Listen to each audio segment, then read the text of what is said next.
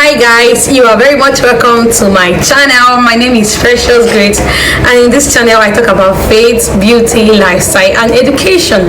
So in today's video I'm going to be talking about social workers' ethical responsibility as professionals. Alright, there are a lot of responsibilities that social workers have. We have social workers' responsibility to the client, we have social workers' responsibility to the colleagues, we have social workers' responsibility to the professional.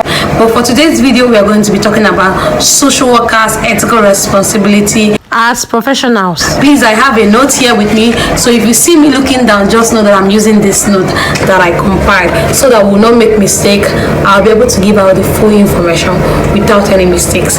Okay, now if you have not watched the previous video that I made about the introduction of social work, please do well to go to my videos and check out for the video. It's going to help you a lot. Once you are done watching that video, you can now come back and watch this video. Okay, so let's get into the video. Welcome back.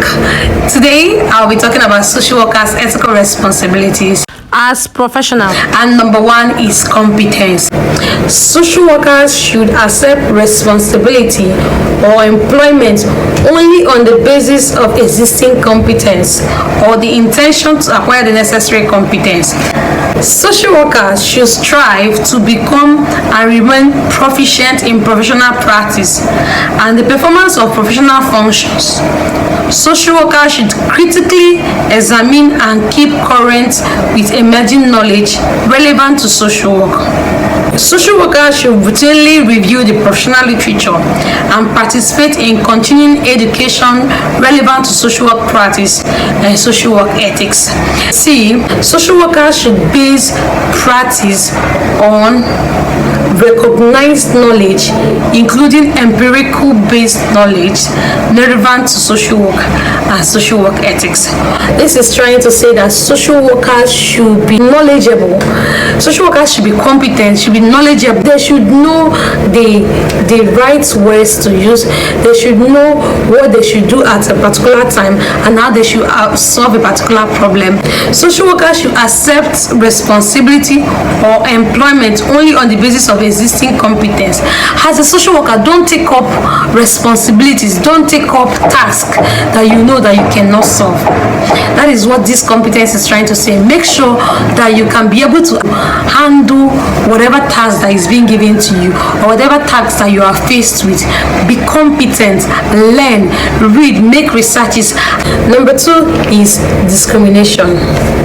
Social workers should not practice, condone, facilitate, or collaborate with any form of discrimination on the basis of race, ethnicity, national origin, color, sex, sexual orientation, age, marital status, political belief, religion, or mental or physical disability. A social worker should never be seen discriminating anybody.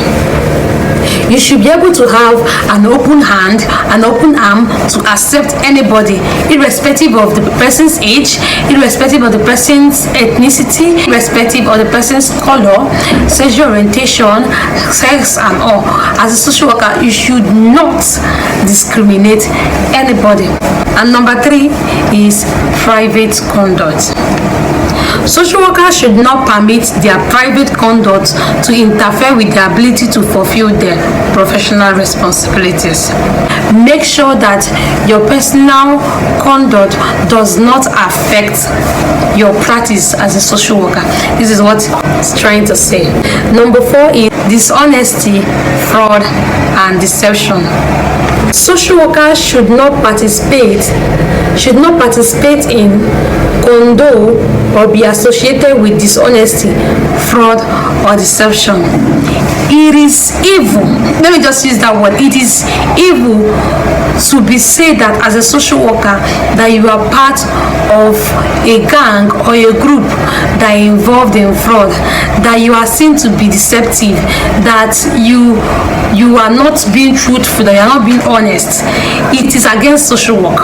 So you have the responsibility as a social worker not to participate or to condone or even to engage or be associated with people or be associated with anything that has to do with dishonesty, that has to do with fraud, that has to do with deception. Is a big no. And then number 5 is impairment. Social workers should not allow their own personal problems, psychosocial distress, legal problems, substance abuse, or mental health difficulties to interfere with their professional judgment and performance, or to jeopardize the best interests of people for whom they have professional responsibility. As a social worker, make sure that your personal problems, legal problems, emotional problems, whatever distress that you have does not interfere with your judgment as a social worker when you are providing your services. Number 6 is misrepresentation.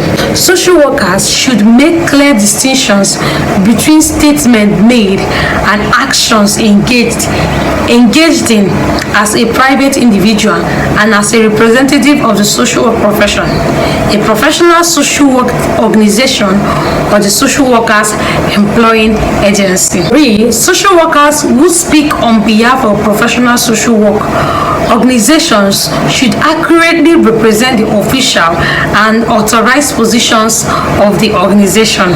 C. Social workers should ensure that their representations to clients, agencies, and the public of professional qualifications, credentials, education, competence, affiliations, services provided, or results to be achieved are accurate.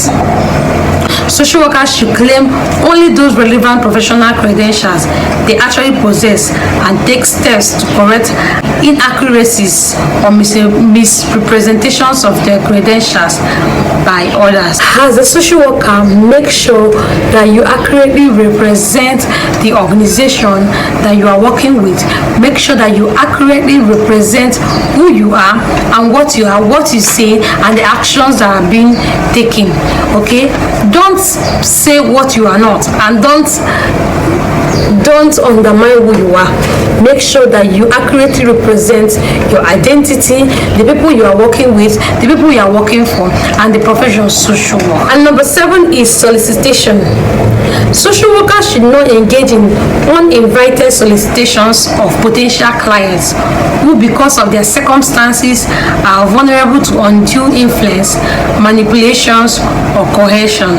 B. Social workers should not engage in solicitations of testimonial endorsement, including solicitations of consent to use a client's prior statement as the testimonial endorsement from current clients or from other people who, because of their particular circumstances, are vulnerable to undue influence. As someone that knows social work, or as a social work professional or a social work student, what are some other social workers' ethical responsibilities as professionals that you know?